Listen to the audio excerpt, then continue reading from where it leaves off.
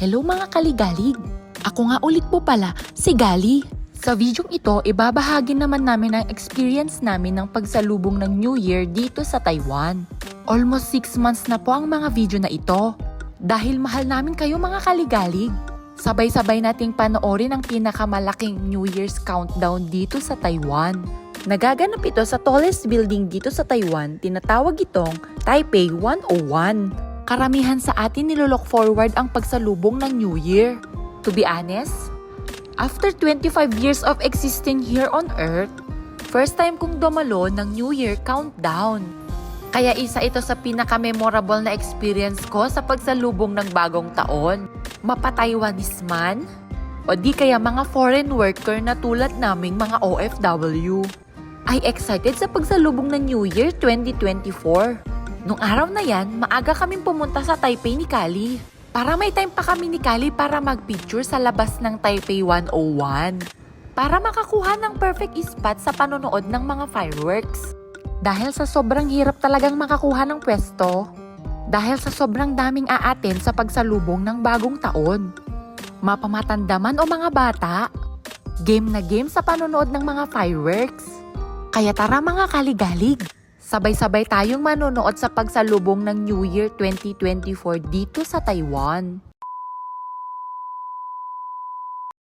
Hello mga kaligalig! Namiss ko kayo!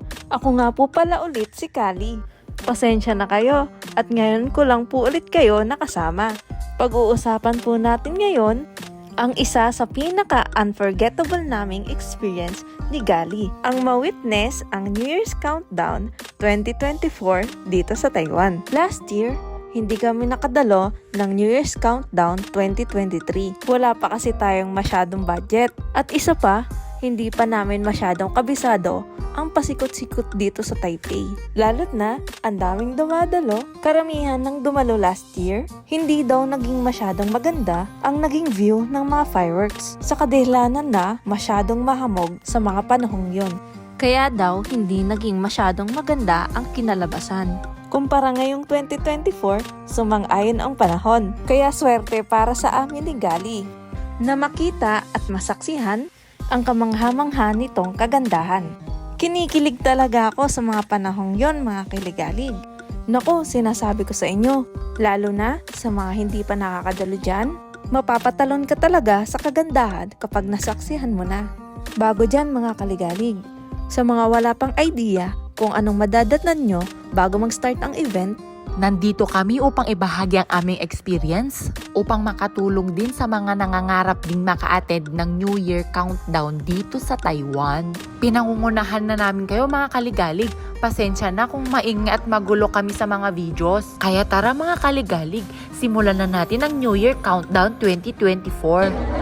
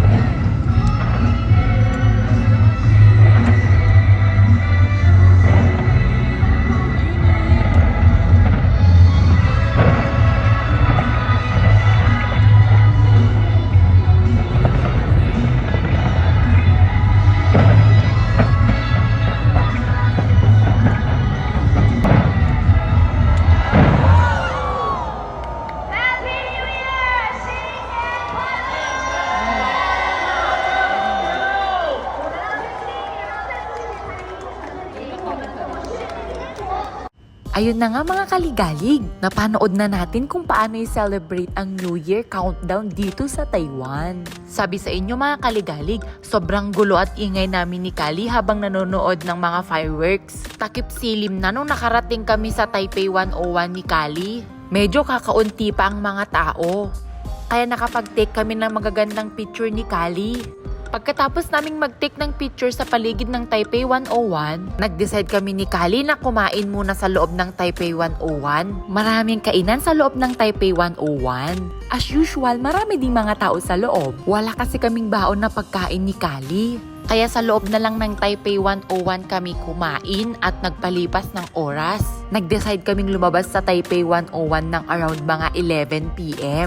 Nagulat kami sa dami na ng mga taong nag-aabang sa mga fireworks. Mapa OFW man na nagtatrabaho dito sa Taiwan, mga local residents, at mga turista. Pansin nga namin ni Kali, may mga nagdala ng mga tent o mga picnic blanket or mats para komportable sa panonood ng mga fireworks. Dito na nagtatapos ang ating video mga kaligalig kung paano i-celebrate ang New Year Countdown 2024 dito sa Taiwan. Muli, ako si Kali. At ako naman si Galig. Kami ang inyong kaligalig. Maligalig sa kainan. Maligalig sa galaan. At maligalig sa mga pangarap. Hanggang sa muli. Paalam!